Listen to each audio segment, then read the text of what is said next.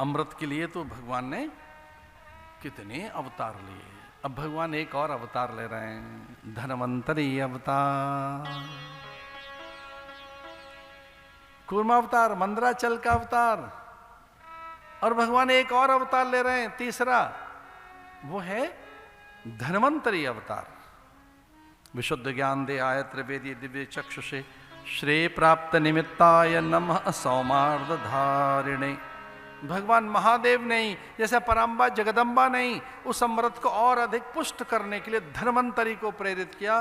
स्वर्ण कलश लेकर धन्वंतरी निकले और कहा यह अमृत है, यह अमृत है।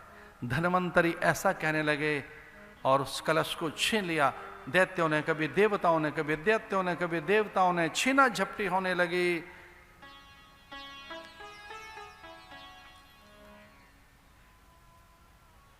उसको लेकर भागे जयंत इधर उधर, गरुड़ भागे उसको लेकर।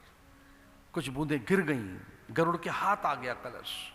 कुछ बूंदें गिर गईं गोदावरी में, नासिक में। कुछ बूंदें गिर गईं क्षिप्रा में, यहां अवंतिका।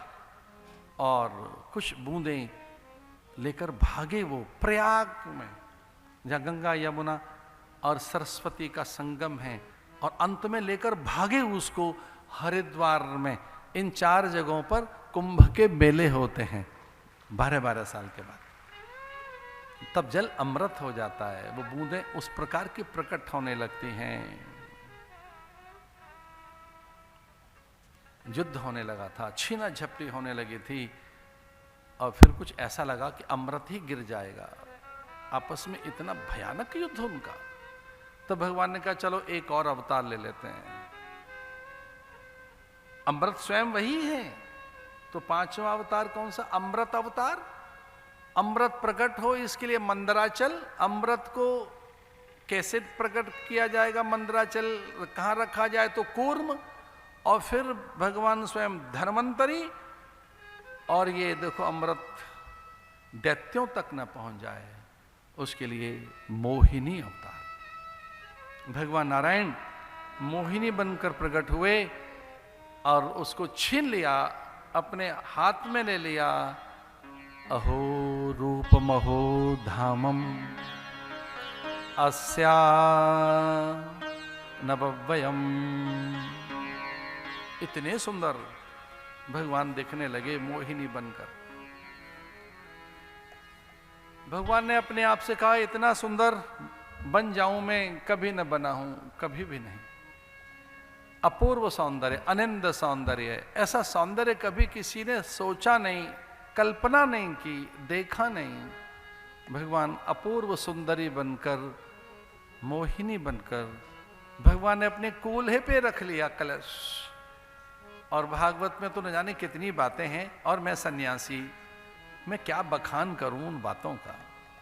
इतने झीने वस्त्र, इतने न्यून वस्त्र, और भगवान के अंग प्रत्यंगों में कैसा सौंदर्य माधुर्य, कैसा रूप लावण्य, किस प्रकार की मादकता मांसलता, किस प्रकार का विलक्षण सम्मोहन, कि सब उन पर रीझने लगे।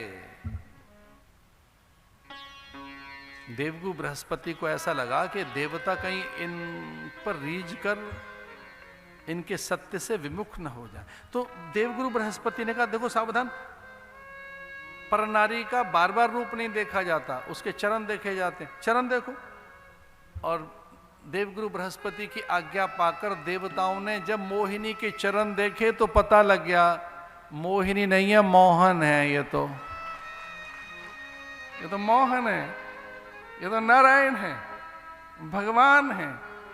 और हम तो बचपन में जब कई बार हमने देखे ना वो नाटक आदि, तो उसमें जो महिला पात्र बनता है, आदमी नाचते नाचते कई बार उसका पाजामा दिख जाता है, तो पता लग जाता है अरे हम तो इसे सुंदरी समझ रहे थे, तो सुंदरलाल है। जिसे हम मोहिनी माने बैठे थे, मोहनलाल जी हैं। तो कमाल है। जिसे नटी समझ रहे थे, नटवरलाल निकला। फिर आदमी संतुष्ट हो जाता है कि मोहनलाल है, ये तो मोहिनी बना हुआ है। मोहन मोहिनी अस्या नवव्ययम् मदिरा पीकर उन्मत्त हो गए। कौन समझाए उन्हें, बताए कौन, कौन बतावे बाट, गुरु बिन बड़ा विकट यम पाट। वो तो गुरुदेव ने संकेत किया, देव समझ गए और दैत्य उन पर मुग्ध हो गए। पुंशली बनकर भगवान कहने लगे लाओ मैं बंटवारा कर देती हूं। लेकिन दैत्य कह रहे हमारी बनो, हमारी बनो। और वो सबको वचन दे रहे मैं तेरी बन जाऊंगी, तेरी बन जाऊंगी, सबकी बन जाऊंगी। दैत्य हंस रहे मदिरा पीकर कि कितनी पुरुषों की ये बनने को तैयार हो गई है, और इस प्रकार से उपहास कर रहे हैं और उसी पर विश्वास कर रहे हैं। मदिरा ने उनकी मति हर ली, भगवान का उपहास भी कर रहे हैं, मोहिनी का उस पर विश्वास भी कर रहे हैं, और मति हर ली मदिरा ने। और भगवान पिलाने लगे ये कहकर ये तो छोटे हैं, दीन हैं, दुर्बल हैं, असहाय निसहाय हैं, निरुपाय हैं, मैं बंटवारे में पहले इन्हें पिला देती हूं जो छोटे हैं, ये बेचारे छोटे हैं। तो देवताओं को पिलाने लगी और दैत्यों को बड़ा बताकर और रूप से अपने नेत्रों से उनको आकर्षित करती रहीं।